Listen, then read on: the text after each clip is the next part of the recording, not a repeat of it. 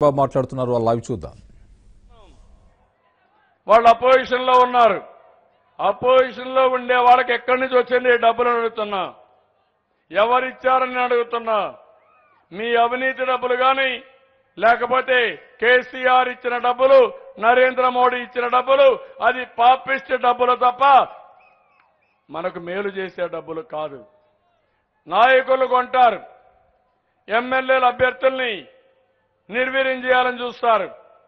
ఈ పోరాటం ఒకటే గుర్తుపెట్టుకోండి, ఇది ఒక ముఖ్యమంత్రికి నా కోసం కాదు.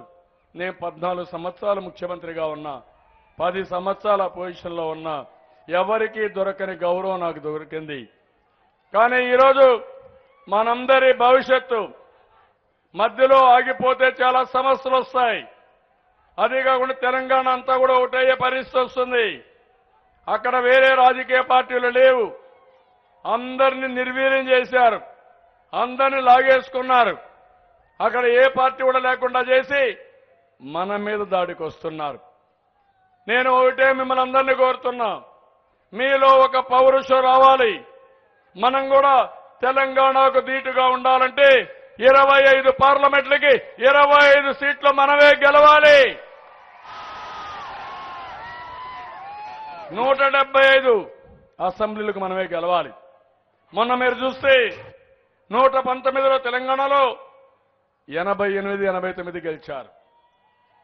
మళ్ళీ ఇప్పుడు అన్ని రాజకీయ పార్టీలు ఉండే ఎమ్మెల్యేలు లాగేసుకున్నారు. అంటే అక్కడ చేసే దౌర్జన్యం, ఒకే పార్టీ ఉండి మనకి ఇవ్వాల్సిన వాటా ఇవ్వకుండా కేంద్రంలో కూడా దౌర్జన్యాలు చేస్తూ మనకు అన్యాయం చేయడానికి పూనుకున్నారు. మన దగ్గర చూస్తే అపోజిషన్ పార్టీ అన్నిటికీ అడ్డంకులు. పోలవరం ఇష్టం లేదు, పట్టిసీమ ఇష్టం లేదు, రాజధాని ఇష్టం లేదు, కడాన పులివెందులకు కూడా నీళ్ళు ఇచ్చేది ఇష్టం లేదు, రౌడీయిజం, ఇంట్లో చిన్నాను చంపేస్తే దానికి కూడా గుండెపోటు కింద చిత్రీకరించే దౌర్భాగ్యం. ఇలాంటి వాళ్ళని పెట్టుకుని ఒక పక్క తెలంగాణలో ఉండే టీఆర్ఎస్తో మనం పోరాడాలి, ఇంకో పక్క కేంద్రంలో ఉండే నరేంద్ర మోడీతో పోరాడాలి. రేపో ఎల్లుండో మళ్ళీ మన మీద దాడులు ప్రారంభిస్తారు. నేను ఒకటే చెప్తున్నా, నా ప్రాణం పోయినా బాంబులకే భయపడిన వాడిని దాడులకు భయపడే సమస్య లేదు. నేను మిమ్మల్ని కోరుతున్నా, మీరు కూడా ప్రతి ఒక్కరూ ఒక ఉక్కు సంకల్పంతో ముందుకు పోవాలి. ఈ పోరాటం మనందరి విజయం, మనందరి భవిష్యత్తుకి. వాళ్ళు చేసే దాడి రాష్ట్రం పైన దాడి, 5 కోట్ల ప్రజల పైన, భవిష్యత్తు పైన దాడి. దాన్ని తిప్పికొట్టి మన హక్కులు మనం కాపాడుకోవాలి, మన రాష్ట్ర ప్రయోజనాలు మనం కాపాడుకోవాలి, మన భవిష్యత్తు కోసం మనం ముందుకు పోవాలి, మన ఆత్మ గౌరవాన్ని కాపాడుకోవాల్సిన అవసరం ఉంది. ఆత్మ గౌరవం పోగొట్టుకున్న తర్వాత మన మనుషులమే కాదు, మనం ఉన్నా చనిపోయినా ఒకటే. అదే ఎన్టీ రామారావు గారు ఇచ్చిన ఆత్మ గౌరవం. ఎన్టీ రామారావు గారు పార్టీ పెట్టినప్పుడు తెలుగు జాతి ఆత్మ గౌరవాన్ని కాపాడడానికి పెట్టిన పార్టీ తెలుగుదేశం పార్టీ అని చెప్పి కూడా నేను మీకు తెలియజేస్తున్నా. డబ్బుల పైన పర్వాలే, నాకు ఆ శక్తి ఉంది, సంపాదిస్తాం, కష్టపడతాం, కసిగా ముందుకు పోతాం. ఒక దూరదృష్టి ఉంది, ఒక విజన్ ఉంది.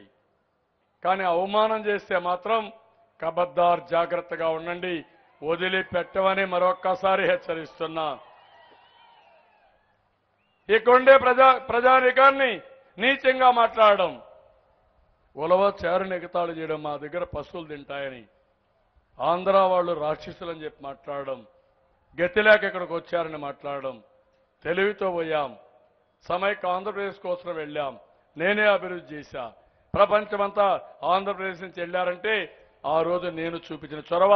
రేపు కూడా ఒక్క తెలంగాణ కాదు, ప్రపంచంలో ఎన్ని దేశాలు ఉన్నాయో అన్ని దేశాల్లో తెలుగు వాళ్ళు ఉంటారు, ఆంధ్రప్రదేశ్లో ఉండే ఆంధ్రులు ఉంటారని మరొక్కసారి మీ అందరికీ తెలియజేస్తున్నా. అది ఎవరి దయాదాక్షిణ్యాలు కాదు, మన తెలివితేటలు, మన సమర్థత. అందుకనే మనం వెళ్ళాం, ప్రపంచ అభివృద్ధి కోసం మనం దోహదం చేస్తున్నాం. హైదరాబాద్ అభివృద్ధి కోసం దోహదం చేశాం, బెంగళూరులో చేశాం, చెన్నైలో చేశాం, ఢిల్లీలో చేశాం, అమెరికాలో చేశాం, ఆస్ట్రేలియాలో చేశాం, రేపు కూడా చేస్తాం. అయితే మా ఆస్తుల మీద దాడులు చేసే పరిస్థితికి వచ్చాడు కేసీఆర్. కబద్దార్, జాగ్రత్తగా ఉండమని హెచ్చరిస్తున్నా. ఈరోజు మన వాళ్ళకి ఎవరికైనా ఆస్తులుంటే, ఎవరైనా అమ్ముకోవాలంటే అమ్మకుండా రిజిస్ట్రేషన్ ఆపేశాడు. మన ఆస్తుల పైన దాడులు చేసి, మన ఆస్తి ఉంటే, భూమి ఉంటే ఈ భూమి ప్రభుత్వ భూమని లిటిగేషన్ క్రియేట్ చేస్తున్నాడు. ఎవరైనా వ్యాపారాలుంటే ఆ వ్యాపారస్తులు చెప్పి, మీరు కానీ వైఎస్ఆర్ కాంగ్రెస్ పార్టీకి పనిచేయకపోతే మీరు ఇక్కడ వ్యాపారాలు చేయలేరు, మిమ్మల్ని బతకనివని హెచ్చరించే పరిస్థితికి వచ్చారు. ఇదే నా రిటర్న్ గిఫ్ట్ అని అడుగుతున్నా. ముసుగులో గుద్దులాట అవసరంలా. అందరికీ తెలుసు, మనందరికీ ఫ్యాన్ ఇక్కడ ఉంది, స్విచ్ హైదరాబాద్లో ఉంది, కరెంటు ఢిల్లీలో ఉంది. నరేంద్ర మోడీ కరెంట్ ఇవ్వాలి, కేసీఆర్ స్విచ్ ఆన్ చేయాలి, అప్పుడే ఇక్కడ ఫ్యాన్ తిరుగుతుంది. ముగ్గురు ముసుగులో గుద్దులాట వద్దు, ముగ్గురు రండి, మీ కథ ఏంటో ఒకేసారి తేల్చేస్తామని మరొకసారి డిమాండ్ చేస్తున్నా. ఇది ఆంధ్రులకు సంబంధించిన విషయం, నవ్యాంధ్ర పౌరుషం. అవునా కదా తమ్ముళ్ళు? ఎవరికైనా సరెండర్ అవుతామా? ఎవరైనా మన మీద పెత్తనం చేస్తే ఒప్పుకుంటామా అని మిమ్మల్ని అడుగుతున్నా. తెలంగాణలో ఉండే కేసీఆర్కి బాంఛన్ నీ కాళ్లు మొక్కతా అనే సైన్యం కావాలి, ఊడిగం చేసే వ్యక్తులు కావాలి. ఆ ఊడిగం చేసే వ్యక్తి జగన్మోహన్ రెడ్డి. నేను అడుగుతున్నా, వైఎస్ఆర్ కాంగ్రెస్ పార్టీలో పోటీ చేసే వ్యక్తుల్ని, మొన్నే హిందూజా 100 ఎకరాల భూమి 10 ఎకరాలు కొట్టేయాలని వీళ్ళ తండ్రి ముఖ్యమంత్రిగా ఉన్నప్పుడు అనుమతి ఇచ్చారు. 11 ఎకరాల భూమి ఈయనకి ఇచ్చాడు.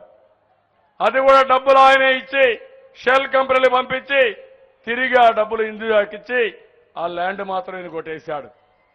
అది ఈడీ చెప్పారు, అవినీతి జరిగింది, సిబిఐ ఎంక్వైరీ చేయండి, జగన్మోహన్ రెడ్డిని పనిష్ చేయమని చెప్పారు. ఈ తెలంగాణలో భూమి ఉంది, ఎందుకు కేసీఆర్ యాక్షన్ తీసుకోలేదని నేను అడుగుతున్నా. నరేంద్ర మోడీ ఎందుకు యాక్షన్ తీసుకోలేదని నేను అడుగుతున్నా. జగన్మోహన్ రెడ్డి జుట్టు కేసీఆర్ చేతుల్లో, మోడీ చేతుల్లో ఉన్న తమ్ముళ్ళు. ఈయన కీలు బొమ్మ తప్ప మాటలు మన మీద మాట్లాడతాడు, ఒక్క మాట కేసీఆర్ని మాట్లాడు, నరేంద్ర మోడీని మాట్లాడు. అర్థమైంది కదా అని మిమ్మల్ని అడుగుతున్నా. అలాంటి వ్యక్తి మన రాష్ట్రంలో పోటీ చేయడానికి అర్హత ఉందా? మనందరికీ సంతోషం, ఈయన లోటస్ పాండ్లోనే శాశ్వతంగా ఉండిపోయి కేసీఆర్ దగ్గర ఒక మంత్రి అయిపోయి ఆనందంగా ఉంటే మనకి ఏ సమస్య లేదు. కానీ ఈ గడ్డ మీద పుట్టిన వ్యక్తి తప్పకుండా ఈ రాష్ట్రం కోసం పనిచేసే పరిస్థితి రావాలి. ఇంకో పక్కన ఈరోజు పవన్ కళ్యాణ్ గారు కూడా ఉన్నారు. మొన్నటి వరకు పెద్ద పెద్ద మాటలు మాట్లాడారు. ఆంధ్రప్రదేశ్కి అన్యాయం జరిగిపోయిందన్నారు. ఒక ఎక్స్పర్ట్ కమిటీ వేశారు, 75,000 కోట్లు ఇవ్వాలన్నారు. మళ్ళీ ఒక మాట మాట్లాడాలా. కేసీఆర్ ఎన్ని చేస్తున్నాడు, మీరేం మాట్లాడరు అంటే ఈ రాష్ట్ర ప్రయోజనాలు కాపాడడానికి మీరు పార్టీలు పెట్టుకున్నారా, లేకపోతే ఆషామాషిగా పార్టీలు పెట్టుకున్నారా? మీరు నిర్ణయించుకోవాల్సిన అవసరం ఉంది.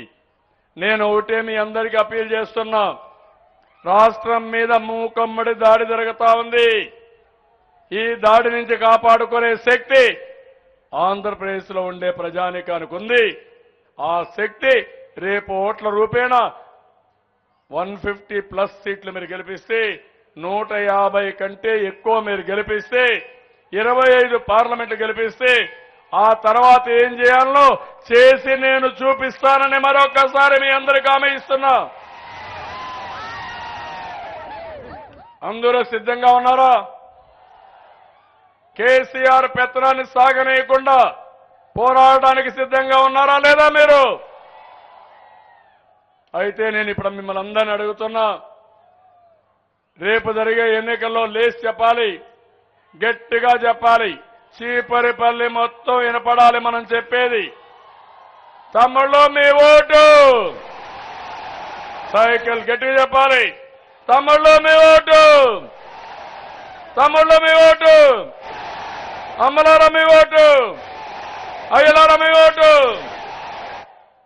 తెలుగుదేశం వర్ధిల్లాలని గట్టిగా చెప్పాలి. తెలుగుదేశం, తెలుగుదేశం, తెలుగుదేశం. ఎన్టీఆర్ అమర్హై, ఎన్టీఆర్, ఎన్టీఆర్, ఎన్టీఆర్. నేను ఇప్పుడు నవ్య ఆంధ్రప్రదేశ్ ఆత్మగౌరవాన్ని అంటే కాపాడుకుంటాం కాపాడుకుంటాం అని గట్టిగా చెప్పాలి. నవ్య ఆంధ్రప్రదేశ్ ఆత్మగౌరవాన్ని, నవ్య ఆంధ్రప్రదేశ్ ఆత్మగౌరవాన్ని, నవ్య ఆంధ్రప్రదేశ్ ఆత్మగౌరవాన్ని. తమ్ముళ్ళు మీ స్ఫూర్తి చూసా, ఆడబిడ్డల స్ఫూర్తి చూసా.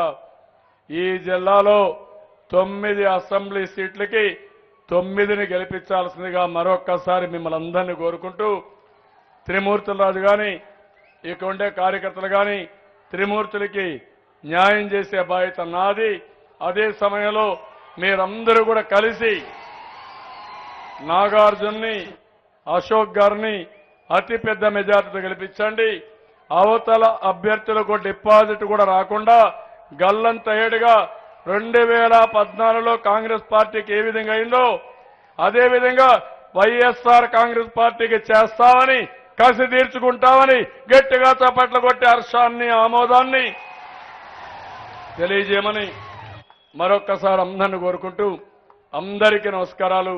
జై హింద్, జై తెలుగుదేశం.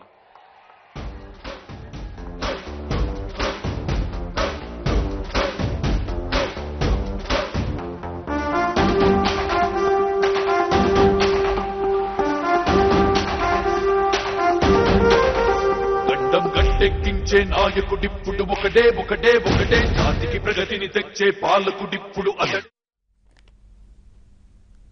విజయనగరం జిల్లా చీపురుపల్లి ప్రచార సభలో చంద్రబాబు ఎంతవరకు మాట్లాడారు లైవ్ లో చూసాం. ఇప్పుడు కాసేపు విరామం తీసుకుందాం. విరామం తర్వాత అప్డేట్స్ కొనసాగుతాయి. చూస్తూనే ఉండండి ఏబిఎన్.